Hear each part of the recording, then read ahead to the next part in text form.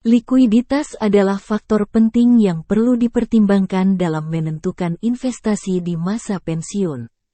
Pilih investasi yang likuid, relatif aman, dan bila memungkinkan memiliki interest yang tinggi. Contoh salah satu investasi adalah deposito. Investasi ini termasuk rendah risiko. Tidak masalah jika kita belum pernah berinvestasi sebelumnya.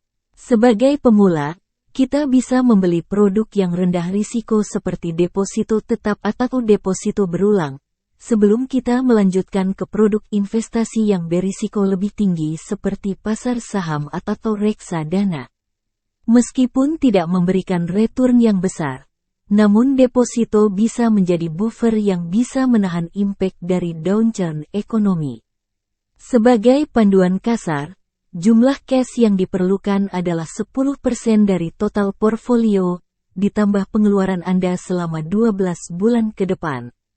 Untuk return, masukkan ke dalam deposito dengan waktu cair yang berbeda, jadi setiap bulan, Anda bisa memiliki opsi untuk mencairkan 1/12 dari total cash. Kita harus memiliki dana darurat, minimal 3-6 kali pengeluaran keluarga per bulan dalam bentuk tabungan ataupun deposito. Bila belum ada, usahakan sekuat tenaga untuk memilikinya dengan menabung dalam persentase 30-50% hingga dana ini terbentuk. Ada beberapa yang harus dipertimbangkan sebelum kita menyimpan uang di tabungan deposito. Berdasarkan data dari situs Lembaga Penjamin Simpanan, LPS, menunjukkan bahwa banyak masyarakat masih menyimpan dananya di instrumen investasi yang sederhana. Hal ini dikarenakan beberapa hal, yaitu sebagai berikut. Bunga sedikit lebih besar dari tabungan. Deposito memiliki bunga yang lebih besar dari tabungan biasa. Pihak bank akan menentukan bunga deposito dari uang yang kamu simpan dalam jangka waktu triwulan atau per tahun. Besaran bunga juga sudah ditentukan dari awal sehingga kamu tidak perlu khawatir nilai bunga depositomu akan minus. Dijamin pemerintah. Deposito masuk dalam kategori simpanan masyarakat yang dijamin oleh pemerintah, selain tabungan, giro, di bank umum maupun di bank syariah. Simpanan masyarakat yang dijamin sepanjang nilainya tidak lebih dari 2 miliar rupiah. Tercatat resmi di sistem pembukuan bank, dan imbal hasil, atau bunga simpanan tidak melebihi suku bunga penjaminan. Relatif aman, tapi terlalu sederhana. Deposito cukup disukai karena relatif aman. Nilai simpanan deposito tidak terganggu oleh gonjang-ganjing yang terjadi di pasar keuangan. Berbeda dengan saham atau reksadana yang harganya berfluktuasi, dana deposito tidak akan berfluktuasi. Saat terjadi guncangan di pasar keuangan, kita perlu mencermati nilai simpanan yang dijamin pemerintah.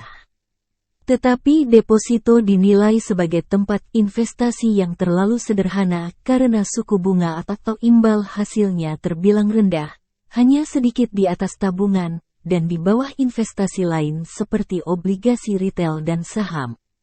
Bebas biaya administrasi, tapi ada beban pajak.